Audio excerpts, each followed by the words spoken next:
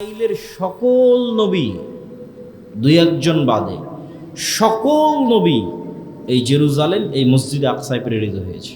এটা নবীদের শহর, এটা নবীদের স্থান।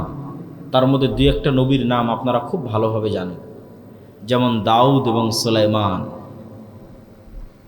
দাউদ এবং সুলাইমান সমগ্র পৃথিবীতে যে শাসন ব্যবস্থা প্রতিষ্ঠা করেছিল, যেই রাজত্ব আল্লাহ অতীতে কাউকে দেয়নি, ভবিষ্যতেও কাউকে দিবে না, সেই বিশাল রাজত্বের রাজধানী ছিল জেরুজালেম, মসজিদে আকসা।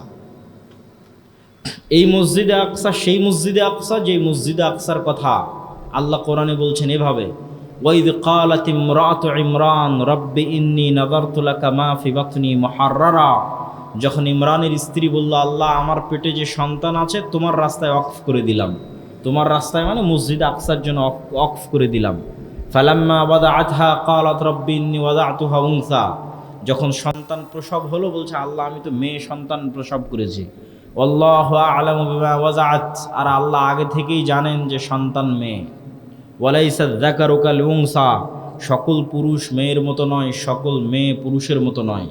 আর আমরা তার নাম রেখে দিলাম মারিয়াম। কুল্লামা দাখালা আলাইহা জাকারিয়াল মিহরাব ওয়াজাদা ইনদাহা রিজকা। যখনই জাকারিয়া, খালু জাকারিয়া মারিয়ামের মেহরাবে প্রবেশ করে তখনই দেখে অসময়ের ফল। ক্বালা ইয়া মারিয়ামু আন্না লাকি হাযা। মারিয়াম অসময়ের ফল কোথায় থেকে আসলো?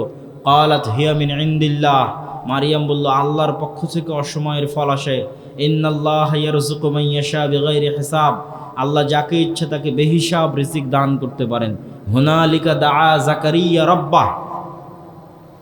জাকারিয়া যখন দেখলো আল্লাহ ইমরানকে এত সৎ একজন পরহেজগার আল্লাহওয়ালা কন্যা সন্তান দান করেছে, যার কাছে আল্লাহ আসমান থেকে খাবার পাঠায়, তা আমি তো জাকারিয়া বৃদ্ধ হয়ে গেলাম, আমার তো এরকম একটা সন্তান হলো না। হুনালিকা দাআ জাকারিয়া রাব্বাহ। তখন জাকারিয়া ওখানেই সালাতে দাঁড়িয়ে গিয়ে আল্লাহর কাছে দোয়া করতে লাগলেন, আল্লাহ আমাকে একটা সৎ সন্তান দাও। বৃদ্ধ হয়ে গেছি, আমার স্ত্রী বন্ধ্যায়, চুল দাড়ি পেকে গেছে, কিন্তু সন্তান চাই মারিয়ামের মতো। তো এই মারিয়াম যেই মসজিদের খেদমত করছে সেই মসজিদের নাম কি? মসজিদে আকসা। এই যে পুরো ঘটনা বলতেছে আল্লাহ নিজে কোরআনে বলতেছে, সূরা মারিয়ামের নামে আলাদা সূরা আছে, এগুলো সব মসজিদে আকসায় ঘটতেছে। তারপরে মারিয়াম আলাইহিস সালাতু ওয়াস সালামের পেটেও যখন সন্তান আসলো, তিনি যখন নির্জন এলাকায় চলে গেলেন এবং সন্তান কোলে করে নিয়ে যখন গ্রামে ফিরে আসলেন সন্তান প্রসবের পর, তখন গ্রামের মানুষ বলতে লাগলো, মা কানা আবুকে ইমরা আসাউ ওয়া মা কানাত উম্মুকে বাগিয়া। তোমার বাপ তো খারাপ মানুষ ছিল না, তোমার মা তো ব্যভিচারী ছিল না, তাহলে তুমি এই সন্তান কোথায় থেকে নিয়ে এসেছো? ফা আশারাত ইলাইহি। মারিয়াম কোলের দিকে ইশারা করে বলল, আল্লাহ বলে দিয়েছে তুমি মুখ খুলবা না, বরং হাত দিয়ে বাচ্চার দিকে ইশারা করবা। তো কোলের বাচ্চার দিকে মারিয়াম আলাইহিস সালাতু ওয়াস সালাম ইশারা করলেন। তখন তারা বলছে, কাইফা নাতাকাল্লামু মান কানা ফিল মাহদি সাবিয়্যা। এই বাচ্চার সাথে কিভাবে কথা বলবো যে এখন মায়ের কোলে দুধ পান করে? তখন ঈসা আলাইহিস সালাতু ওয়াস সালাম মায়ের কোল থেকে বলে উঠছেন, ইন্নী আব্দুল্লাহ আতানিয়াল কিতাবা ওয়া জাআলানি নাবিয়্যা। আমি আল্লাহর বান্দা, আল্লাহ আমাকে কিতাব দিয়েছে, আল্লাহ আমাকে নবী করে পাঠিয়েছে। ওয়া আওসানি বিস সালাতি ওয়াজ যাকাতি মা দুমতু হাইয়্যা। আর আল্লাহ আমাকে আদেশ দিয়েছে যতদিন পৃথিবীতে বেঁচে থাকবো ততদিন যেন সালাত আর যাকাত আদায় করি। আল্লাহু আকবার। ছোট্ট বাচ্চা মায়ের কোলে কথা বলতেছে, কিন্তু প্রথম কথার মধ্যেই আছে যে আল্লাহ আমাকে আদেশ দিয়েছে মরা পর্যন্ত কোন দুটো জিনিস আদায় করতে? সালাত এবং যাকাত। এটা কিন্তু মুহাম্মদ সাল্লাল্লাহু আলাইহি ওয়াসাল্লামের কথা বলছে না, ঈসা আলাইহিস সালামের কথা বলছে। যখন তিনি মায়ের কোলে যেদিন প্রথম কথা বলেন সেই দিনই তিনি বলছেন আল্লাহ আমাকে আদেশ দিয়েছে সালাত আর যাকাত আদায় করতে। তাহলে সালাত জাকাত মুহাম্মদ সাল্লাল্লাহু আলাইহি ওয়াসাল্লামের নিয়ে আসা বিধান নয়, আগের থেকে সব নবীর উপর সালাত জাকাত ফরজ ছিল, সব নবীর উপর। তো এই ঘটনা কেন বললাম? তাহলে ঈসা আলাইহিস সালামের জন্মস্থান কোথায় হলো? জেরুজালেম।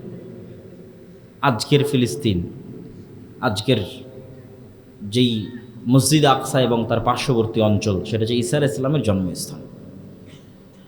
এটা কেন বললাম ঈসা আলাইহিস সালামের জন্মস্থান এবং দাউদ সুলাইমানের রাজত্বের কেন্দ্র? ঈসা আলাইহিস সালামের জন্মস্থান বলার পিছনে কারণ হচ্ছে আজকের বিশ্বের যেই ধর্মের অনুসারী সবচেয়ে বেশি, নাম কাওয়াস্তে কাগজে কলমে, বাস্তবে নয়, প্র্যাকটিক্যাল নয়। প্র্যাকটিক্যাল একটা খ্রিস্টান খুঁজে পাওয়া কঠিন। কেন খুঁজে পাওয়া কঠিন? ঈসা আলাইহিস সালাম নিজে বলতেছে প্রথম বাক্য, ইন্নী আব্দুল্লাহ, আমি আল্লাহর বান্দা। আর খ্রিস্টানরা বলতেছে আল্লাহর ছেলে। নাউজুবিল্লাহ। উনি মুখ দিয়ে প্রথম যে বাক্য উচ্চারণ করছেন, কোরআন বলছে ওনার মুখ দিয়ে উচ্চারিত প্রথম বাক্য হচ্ছে ইন্নী আব্দুল্লাহ, আমি আল্লাহর বান্দা। আর খ্রিস্টানরা বলতেছে তিনি নাকি আল্লাহর ছেলে। তাহলে তো এরা প্র্যাকটিক্যাল খ্রিস্টান হলো না? কাগজে কলমে নাম কাওয়াস্তে বর্তমান পৃথিবীতে খ্রিস্টান ধর্মের অনুসারী সবচেয়ে বেশি, মুসলমানদের চেয়ে বেশি। তাহলে এই যে পুরো খ্রিস্টান বিশ্বের যিনি নবী, তথা ইউরোপ এবং আমেরিকার মানুষেরা যাকে নবী হিসেবে মানে, তার জন্মস্থান হচ্ছে ফিলিস্তিন, জেরুজালেম। এই জন্য এখানে আরও একটা মজার জিনিস আছে। ইউরোপ আর আমেরিকার গর্ব হচ্ছে গায়ের রং, চামড়া সাদা, এবং এটাকে ভিত্তি করে তাদের দেশে রেসিজম চলে। আগে প্রচুর চলতো, এখন বাহ্যিকভাবে কমে গেছে, অন্তরে আছে। এটার কারণে আজ থেকে 70-80 বছর আগে কালো নিগ্রো আফ্রিকানদেরকে তারা গোলাম হিসেবে খাটাতো। কেন? এদেরকে তারা মানুষই মনে করতো না, just only for colour, skin colour, গায়ের চামড়ার রঙের কারণে। এবং এশিয়ানদেরকে, সেমেটিকদেরকে, যারা মেটে শ্যামা অথবা শ্যামা সাদা, মেটে সাদা, তাদেরকেও তারা নিম্ন হিসেবে তুলনা করে। কিন্তু ইউরোপিয়ান আর আমেরিকানরা এটাও ভুলে গেল যে তারা যাকে নবী হিসেবে মানতেছে তার গায়ের রং তাদের মতো নয়। ঈসা আলাইহিস সালামের জন্ম কোথায় হচ্ছে? ঈসা আলাইহিস সালামের জন্ম হচ্ছে জেরুজালেমে। ঈসা আলাইহিস সালাম সন্তান কার? ইব্রাহিমের। তাহলে ঈসা আলাইহিস সালাম এশিয়ান, সেমেটিক, অ্যারাবিয়ান। মুহাম্মদ সাল্লাল্লাহু আলাইহি ওয়াসাল্লামের গায়ের রং যা, আমার আপনার গায়ের রং যেমন, যদি কারো গায়ের রং মেটে উজ্জ্বল বর্ণের সাদা হয়, শ্যামা সাদা হয়, ধবধবে হলদে সাদা যে ইউরোপিয়ান আমেরিকান, সে গায়ের চামড়া ঈসা আলাইহিস সালামের ছিল না। তাহলে তাদের যে গায়ের চামড়াকে ভিত্তি করে যে অহংকার, সেটার কোনো ভিত্তি থাকে না। এবং এখানে আরও একটা জিনিস শিখার আছে। আজকের ইসরায়েলে সবাই মাইগ্রেট করে এসেছে আমেরিকা এবং ইউরোপ থেকে, সবার গায়ের চামড়া ধবধবে সাদা। তো সে কেমনে ইব্রাহিম আলাইহিস সালাতু ওয়াস সালামের সন্তান হয়? ইব্রাহিম আলাইহিস সালাতু ওয়াস সালামের সন্তান হলে তো গায়ের চামড়া সেই রঙের, সেই কালারের ঠিক থাকতে হবে। কেননা তাদের যে অহংকার, সেই অহংকারের ভিত্তিটা কি?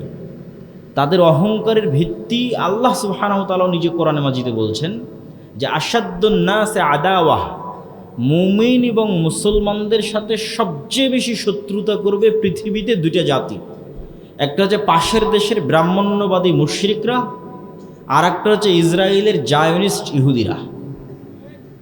আল্লাহর কোরআনের আয়াত, আল্লাহ বলেছেন যে মুসলমানদের উপর সবচেয়ে বেশি শত্রুতা করবে ব্রাহ্মণ্যবাদী হিন্দুরা, জায়নিস্ট ইহুদিরা মুসলমানদের সাথে সবচেয়ে শত্রুতা করবে। তাহলে বাদ গেল কে? খ্রিস্টানরা শত্রুতার দিক থেকে অতটা থাকবে না। কেন থাকবে না? আল্লাহ তাদেরকে বলেছেন ওয়ালা যালিন, তারা সত্য জানে না, জানলে সত্য মেনে নিত। এই জন্য অতীতেও যত মানুষ ইসলাম গ্রহণ করেছে তার বেশিরভাগ খ্রিস্টান থেকে ইসলাম গ্রহণ করেছে।